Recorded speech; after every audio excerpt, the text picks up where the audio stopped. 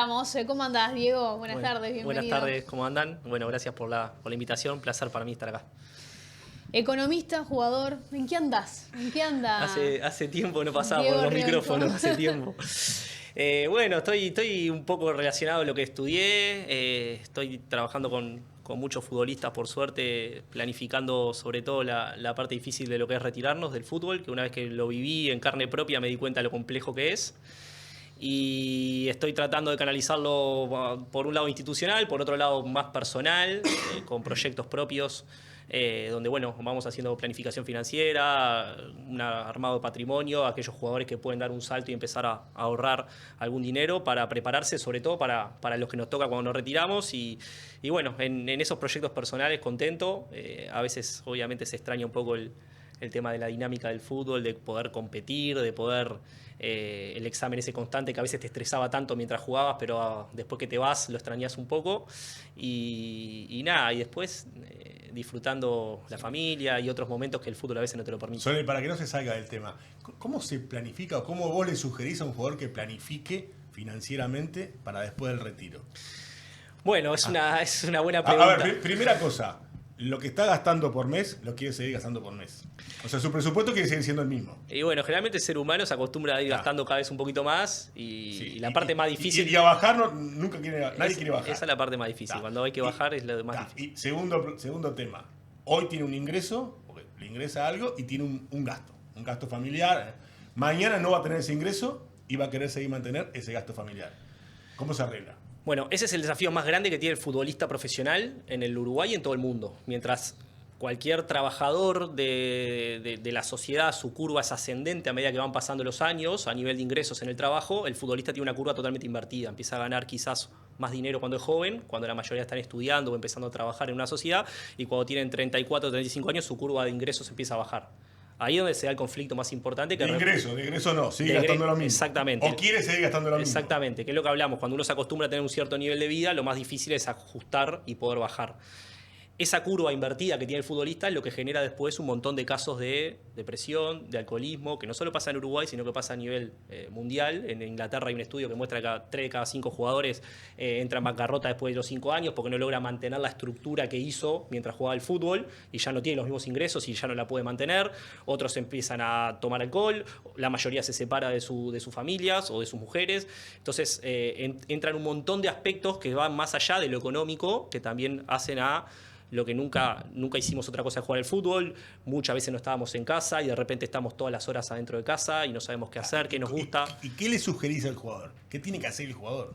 Hoy el jugador lo que tiene que lograr es, apenas recibir un ingreso, poder separar una parte de su dinero para poder ahorrar. Aquellos que pueden, en Uruguay el 90% no puede hacer eso.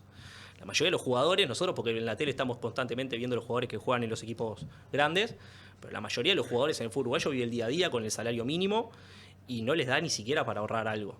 El tema es que una vez que vos puedas hacer una diferencia, que el fútbol te dé una oportunidad fuera, saber que eso se termina en algún momento, que te toca volver y que cuando tengas 34, 35, a lo sumo 40, esos ingresos ya no los tenés más. Diego, antes de meternos en la parte formal, estructural de ese fondo, de esa idea que está buenísima, se me cruza algo por la cabeza. ¿Estás bien visto por los managers, por los representantes? Digo, carrera mediante, carrera activa, estar involucrándote, dándole un plan B para su vida, que en realidad esto es un tema de que todos lo sabemos, hasta el futbolista, pero nadie le ha hincado el diente. Realmente tengo una buena relación con la mayoría de los representantes. Yo traté de siempre en mi carrera llevarme bien con todo el mundo y no entrar en conflicto con nadie. Hoy en día es donde yo me formé. Yo no me puedo meter en la parte deportiva, en conseguir clubes, contactos. Yo no soy representante y no me muevo en la parte de todo lo que es el mundo de los representantes y conseguir un club para un jugador que es tan importante y que la cabeza del jugador de fútbol está solo pensando en dónde voy a jugar el próximo año. Mi función es, una vez que vos puedas consolidarte en algún mercado, tratar de planificarte y decir, bueno, yo puedo ahorrar esto, me puedo comprar un apartamento, puedo meter en cuotas, puedo armar una cuenta para poder empezar a ahorrar, invertir en letra de regulación monetaria del Uruguay, empezar a conocer cosas que uno a veces por desconocimiento, no solo en el fútbol, a nivel de sociedad, nos cuesta el tema de la educación financiera, a veces no sabemos en qué ahorrar, a veces pensamos que dejar dinero en el banco es la mejor solución y eso lo único que logra es perder dinero todos los años. No, lo que pasa es que yo te invierto las patas, no, lo miro desde el otro lado. Algo está fallando en el representante porque evidentemente su función no es solamente conseguirle club, es cuidar al jugador y que no sea solamente algo durante la vida útil, ¿no? Bueno, Leo, a eso me refiero. Y vos fuiste futbolista. Pasa que vos estás por encima de la media, pero lo has vivido con muchísimos compañeros donde el interés debería ser integral, ¿no? No solamente dónde va a jugar Diego Riolfo la próxima temporada y cuánto me va a corresponder a mí como representante. Yo creo que nos podemos complementar y creo que es clave complementarse. O sea, el representante tiene, a mí entender, ¿no? Hay muchos representantes que abarcan un montón de cosas y obviamente el representante se vincula con mucha gente y te dice, che, andá con esta persona que es de mi confianza y podés confiar tus ahorros. Yo siento que se puede complementar las dos cosas. Y la verdad, ni el representante, entiendo yo, no debe tener la formación para meterse en algunas cosas que es con respecto a el manejo del dinero, de los ahorros, y yo no tengo formación en la parte de manejar contratos, negociar con clubes, con gerente deportivo, con presidentes. Simplemente fui un jugador más y no me consideraba bueno en eso. De hecho, siempre tuve representante por esa parte. Entonces creo que hay una necesidad de complementar eso y de hacer algo más integral entre todos y no veo una competencia ahí en esa parte. Hoy hablabas que esto lo estás trabajando a nivel institucional también. ¿Ahí está la Mutual? Bueno, hace unos años, cuando yo se me empezó a acercar el tema del retiro, que lo mío fue un poco forzado por un tema de una lesión, hablando con muchos compañeros veíamos que hay otros mercados como Chile, Argentina, Italia, tienen un fin de carrera, una especie de retiro económico que compensa algo toda esta parte que hablábamos emocional de dejar el fútbol y tener que trabajar otra cosa que uno nunca supo qué hacer. Entonces, bueno, lo que está haciendo la Mutual, que yo me incorporo más como asesor, ¿no? En la parte directiva, de entrar en los conflictos o en las peleas que tiene la Mutual diariamente. Bueno, tratar de armar un fondo de retiro para los jugadores donde puedan recibir una especie de compensación económica durante un año que los acompañe en esa transición y que puedan salir a buscar un trabajo un poco más tranquilos. Quizás necesitas más de un año. Me pasa a hablar con muchos jugadores que se retiraron y hoy me dicen, pasó un año, 2 años, y me dicen, no sé qué hacer, no me encuentro en ningún ámbito, no tengo motivación por hacer nada, no logro encontrar. Justo hoy hablé con un compañero argentino que está en Córdoba y está hace 2 años y no se encuentra todavía hacia dónde apuntar. Es que resulta bravo que en 30 y pico de años, no sé, 20 de carrera, ponele, donde vos no buscaste ese plan B ni siquiera por coyuntura, ¿no? Totalmente. No por iniciativa propia. Vos en un año, en esa transición, puedas recuperar o tener lo que no tuviste. No, y mucho. Y es otra vida. Es vos, eso. vos arrancaste a los 10 años, 12 años, todos los días vas a entrenar esto, lo otro, partido, hasta que un día te dicen, no tenés que entrenar más, no tenés que jugar más, te levantás y ¿qué haces? Es una molestia para tu mujer. Bueno, por eso. Bueno, si no te quiere, sí. No, Si te quiere, capaz que no, Javier. Pero hablando en serio, lo de la molestia va entre comillas. Pero vos en tu casa, por ejemplo, no estuviste un montón de tiempo y llega un momento determinado, empezás a estar más tiempo en tu casa y te cambió la vida, es otra vida. Te cambia la vida y empezás con la incertidumbre. A mi caso, yo tenía 2 hijos, colegios que mantener, un alquiler que pagar, y empezás con esa. Y yo había estudiado, pero a mí me agarró un momento el miedo de decir, bueno, ¿y ahora para dónde arranco? Si yo de verdad terminé una carrera terciaria, me recibí de economista, pero de ahí a recibirse, a poder ejercer, trabajar de eso y ser bueno con 35 años, hay un abismo. O sea, yo empiezo a 35 años, toco una puerta, pero capaz que hay otros chicos de 20 años que ya hicieron más, o sea, tienen más experiencia que yo, más carrera, tienen menos aspiración salarial que la mía. Entonces, y me voy comiendo los ahorros. Y ahí Y empezás. veo que mis ahorros empiezan a bajar. No, pero ¿qué dejás, Diego, para el que no está bien? Vos estás Exacto. hablando del impacto, pero por lo menos tenías ese backup de ser economista o de estudiar. Pero ¿qué es para el que nació, la verdad, en casa de cartón y Exactamente. madera? Vivió él y su familia de patear una pelota y a los 35 años, papá, estamos hablando del porcentaje del 0,07 que habla el maestro Tavares, que jugar en primera y que pegar en todo el resto. Y el impacto ese, ¿dónde te deja? Ahí estás, en el alcoholismo, ahí estás hablando de la depresión. Sí. Diego, yo quería volver, perdóname, a lo que estábamos hablando de este fondo. ¿Cómo surge la idea? Pero ¿de dónde saldrían estos fondos que plantea tener la Mutual para colaborar con los jugadores? Lo importante de aclarar acá es que lo estamos armando hace un año. Sí. Hay una comisión que estamos formados por 3 personas ajenas a la Mutual, que estamos diagramando cómo funcionaría la parte operativa y después la decisión va a ser de la directiva de la Mutual poder implementarlo en una asamblea. Esto tiene que votarse por los jugadores, no es que lo defino yo o la directiva. Bien. Y a partir de ahí se crea un fondo de retiro. El objetivo es poder acompañar esta transición con 12 mensualidades, 12 salarios, que estamos definiendo el monto relacionado el salario mínimo, pero estamos viendo ahí hasta dónde puede llegar el fondo a poder bancar, porque acá el objetivo es que el fondo sea sustentable en el tiempo. Lo que no puede pasar es que el fondo banque a 4 o 5 generaciones y después diga, muchachos, no hay más dinero, no hay más fondo para los que se retiran ahora. Acá lo que no puede pasar es que esto no sea sustentable. Estamos tratando de empezar por un modelo bien conservador, que logre bancar 25 o 30 jugadores futbolistas que se retiran por año en el fútbol uruguayo y que obviamente tengan que cumplir ciertas condiciones. Una cantidad de años habiendo jugado en Uruguay, una cantidad de años de carrera, que sean mayor de determinada edad.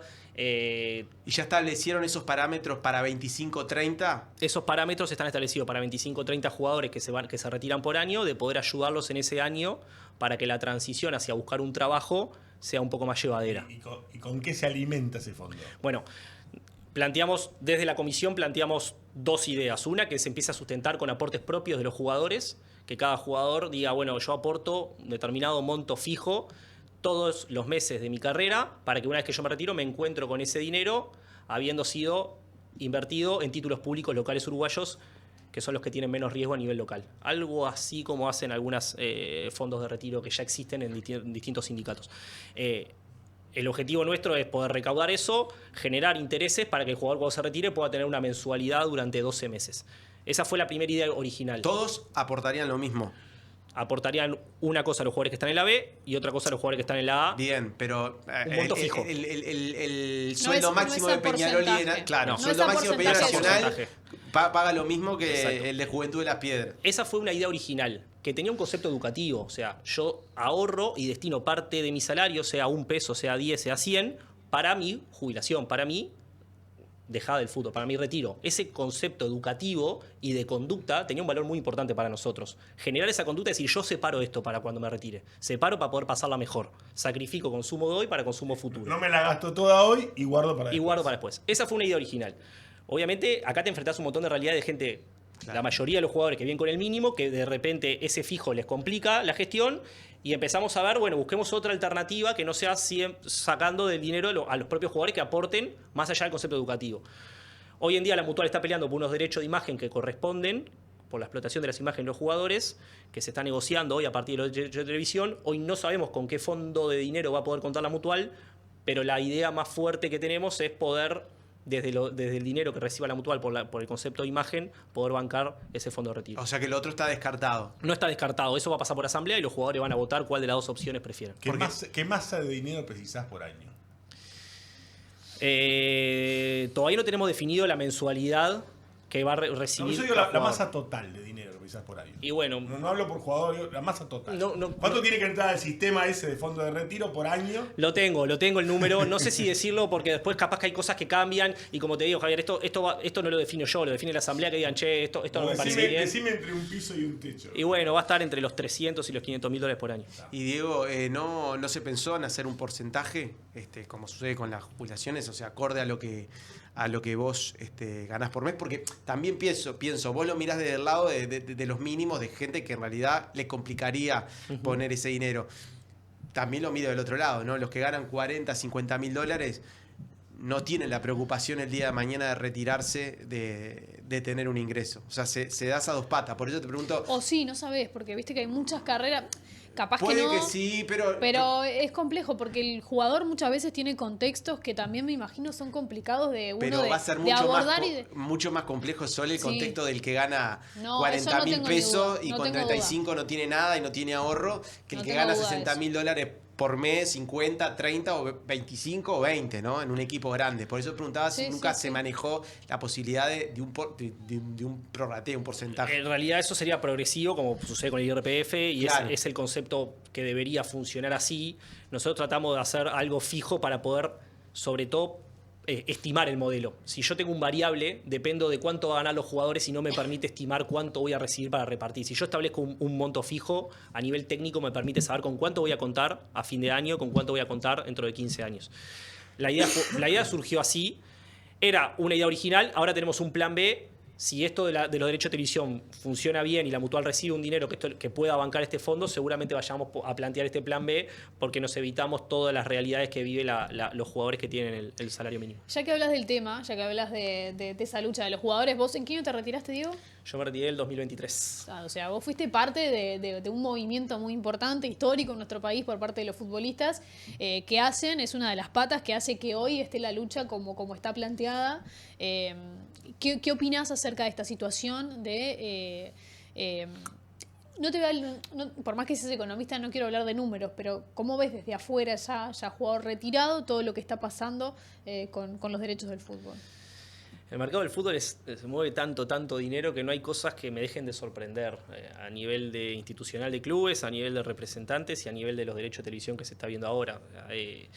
Es tanto el dinero que se maneja que es normal que pasen estas trancas y estas complejidades y estos debates y estas discusiones y que la situación se agrave al punto de denuncias de todo tipo que uno las ve por dentro. Yo prefiero mantener por fuera, no estoy vinculado de la parte deportiva con ningún club, tampoco estoy vinculado directamente así con la parte de la Mutual, pero me cuesta tener una opinión respecto a... Acá hay un tema de que los jugadores hoy, con respecto a la imagen por televisión, streaming, que todo el mundo está viendo hoy por internet los partidos, y que ya funciona en el mundo, me parece que los jugadores deben recibir un concepto por derecho a imagen.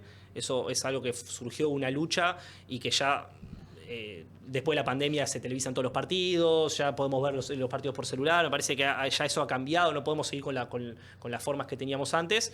Pero bueno, después el número y el acuerdo ya es muy subjetivo. ¿Pero considerás que el fútbol vale mucho más de lo que plantean ahora? O por ejemplo, la única oferta que hablaba de 25 millones, eso es un tema de mercado. Si tengo la demanda para bancar una oferta, o sea, uno cuando compra un auto o una casa lo hace en base a qué te da, cuánto es mi restricción económica, qué retorno voy a tener. El tema del mercado compitiendo. Es un mercado... el tema que es la competencia. Bueno, ahora lo que va a haber es una competencia. Claro. Hay que ver si esa competencia genera lo que estaba ofertando la empresa anterior o no. Es la incertidumbre que tienen todos. Ahora, si me preguntás a mí, yo soy amante de la competencia y que las empresas puedan presentarse mucho y que gane el mejor. Claro. Exactamente. Yo siempre prefiero eso.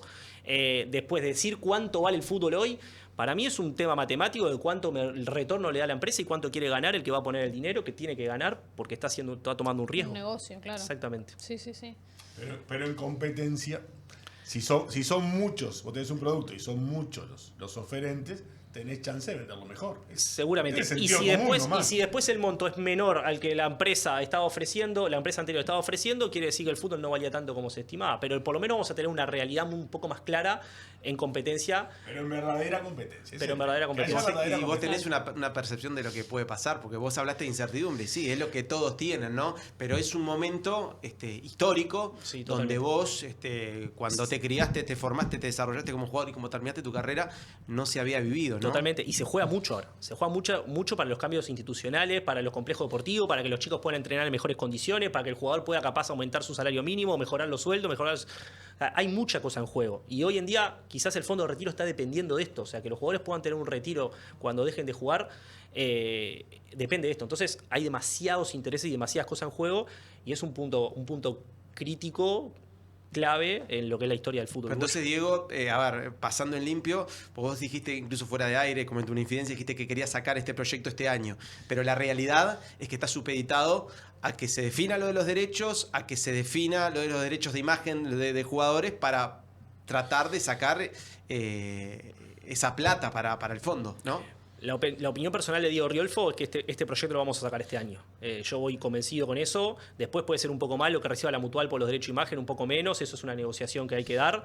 Yo estoy convencido que esto es una necesidad clave para bancar un montón la cabeza de los jugadores cuando se retiran, que por algo el taller de salud mental en la Mutual está explotado, por algo han existido casos en los últimos años complejos y que hay muchos que no se sabe a nivel público, pero que de repente conocemos compañeros que la están pasando muy mal y necesitamos que esto salga, así como salió lo de salud mental y un montón de psicólogos están trabajando con un montón de jugadores, así como hay dos compañeros, Maxi y Gonzalo, que están en la parte educativa, que no paran de anotar gente, jugadores que están terminando el liceo, yo estoy en la parte de educación terciaria haciendo acuerdos con universidades, o sea, hay un apoyo integral para hacer esa transición un poco mejor que como dije al principio, Leo, o sea, si yo la pasé con miedo que había estudiado, Por imagínate eso. los que no pudieron formarse, necesitamos atacar ese tema. Pará, y eso, perdón, Sole, Sí. y esos jugadores jóvenes, sobre todo, ¿los enganchás con esto? ¿Con estas historias? Y eso, o sea, hay un feedback por parte de ese montón de jugadores que les cuesta proyectarse de acá a 10, 15 años. Con respecto al fondo de retiro, no lo hablé con ningún jugador joven. Hicimos charlas de Zoom en planteles y charlas presenciales con planteles, y la mayoría de los jugadores que van son los que ya están pasando los 30, que empiezan a ver como que se les acerca el momento.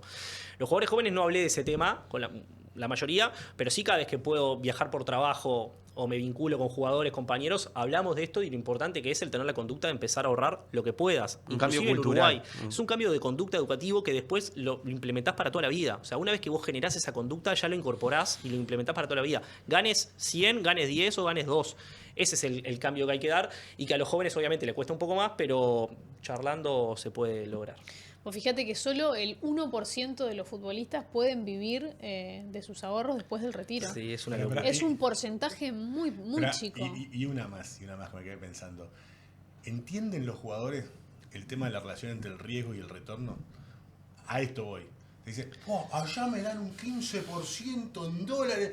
¡Qué negocio bárbaro! Déjame ponerlo allá. Y vos le decís, no, mirá, te dan un 15% porque el riesgo es inmenso. Y capaz que después te quedás sin nada. Sin capital. No solo no cobras el 15% de interés, sino te quedás sin capital.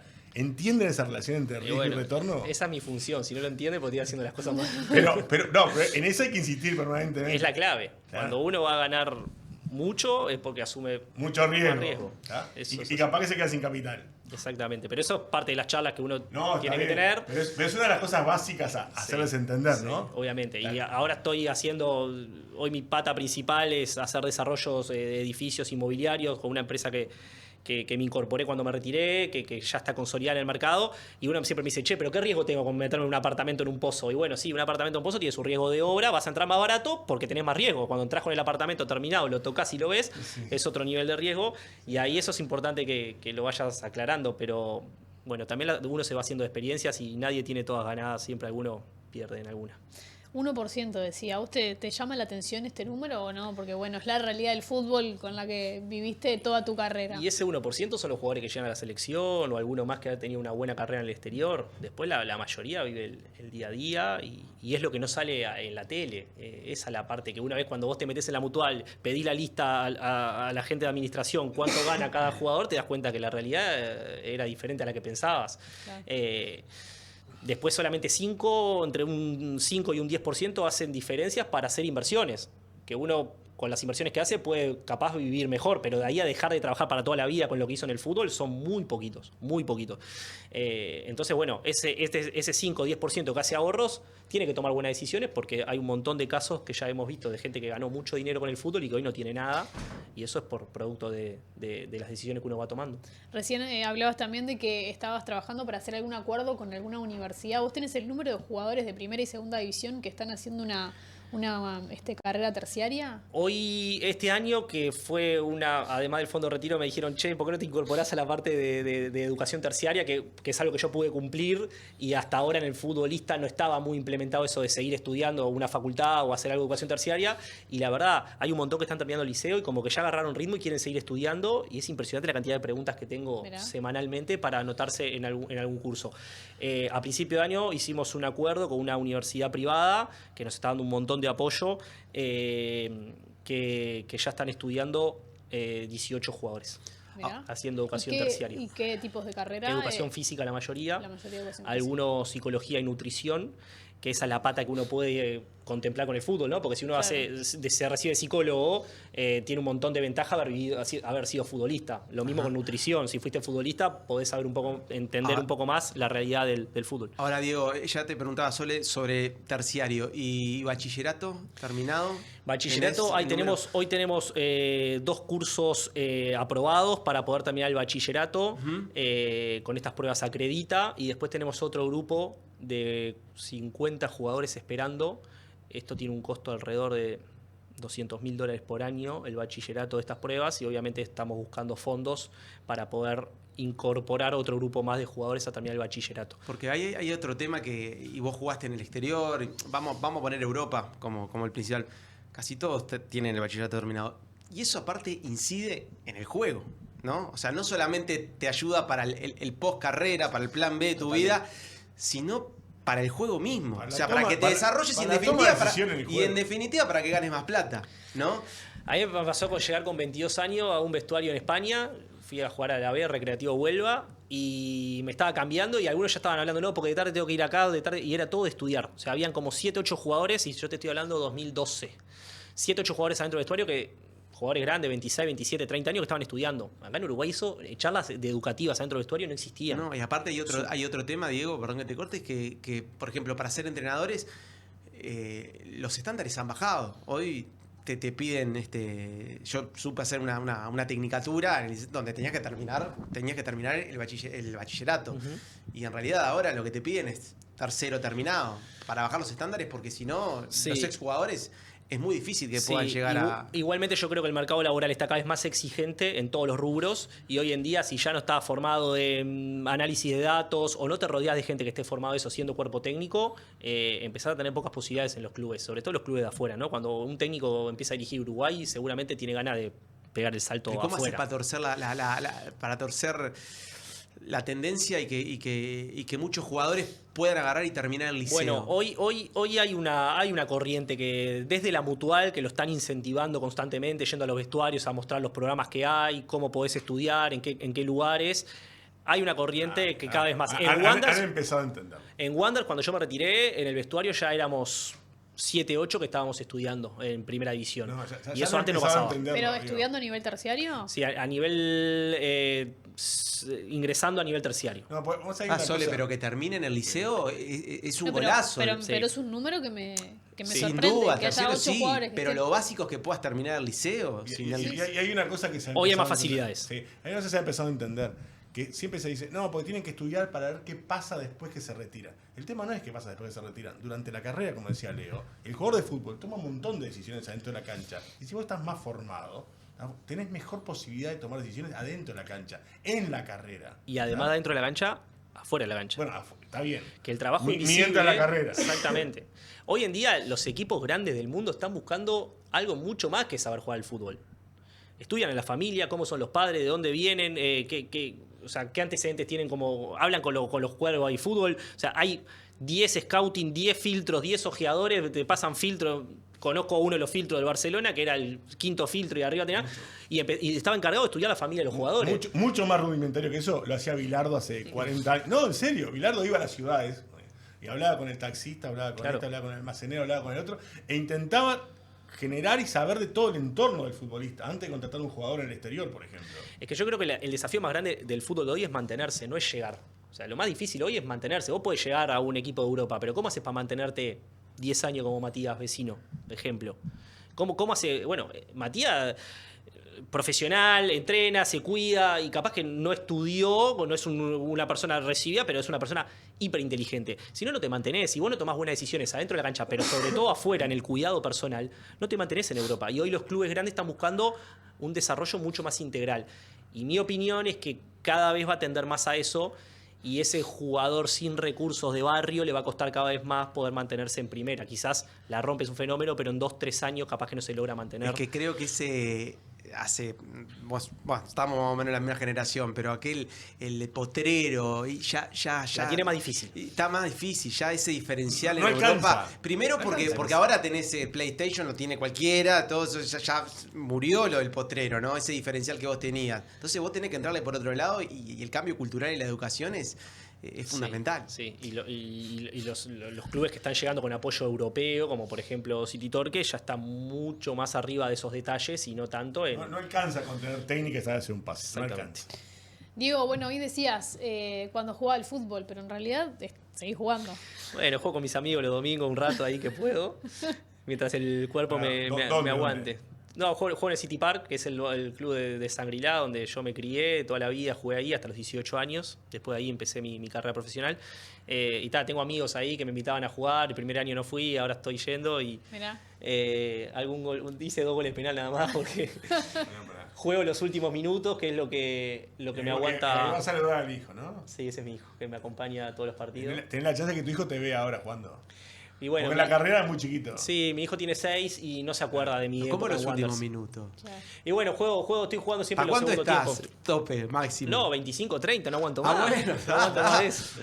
No me da para mucho más y además estoy jugando con chicos muy jóvenes que la verdad hoy en día los jugadores de la liga universitaria están recontra preparados, están re competitivos, no era como yo cuando jugaba antes. Así que no hago diferencia alguna, pero bueno, por lo menos me divierto un rato y sobre todo es esa pasión que tiene mi hijo de acompañarme, de verme, que en Wanderers no la pudo ver porque tenía 2 años y no se acuerda de nada. Claro. Bueno, sí, una linda instancia para compartir ahí con... Sí, me sigo enojando a los veces, niños. ¿viste? Tengo que disfrutar mucho más, pero yo vivo el fútbol así muy, muy pasional. Y bueno, sí, el gen competitivo, si no Competitivo. está, pierde Bueno, un poco de sentido, Es que es ¿no? lo que más extraño, el competir, entrar a una cancha y competir Querer con el ganar. otro y querer ganar, ¿viste? No, pero por algo vas los domingos. Y bueno, por algo sigo yendo los domingos y creo que también eso fue lo que internamente me permitió hacer la carrera que hice, porque Claro.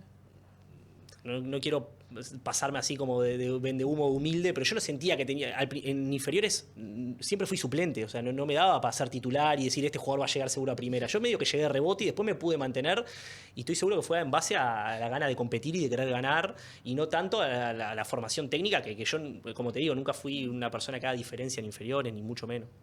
Bueno, Diego, ha sido un placer charlar contigo de todos estos aspectos que realmente son muy interesantes y que también le hacen al fútbol y me parece que es una ayuda que los jugadores necesitan. Así Es clave, que es muchas clave. gracias. Después que lo viví en carne propia me di cuenta que es clave atacarlo y ojalá que lo podamos sacar este año. Pero bueno, esto después públicamente va a salir, ya está saliendo a poco, pero lo importante es que pase por la asamblea y que los jugadores lo puedan votar Claro. y estamos trabajando para eso. Muy bien, muchas gracias por acompañarnos. Gracias a ustedes.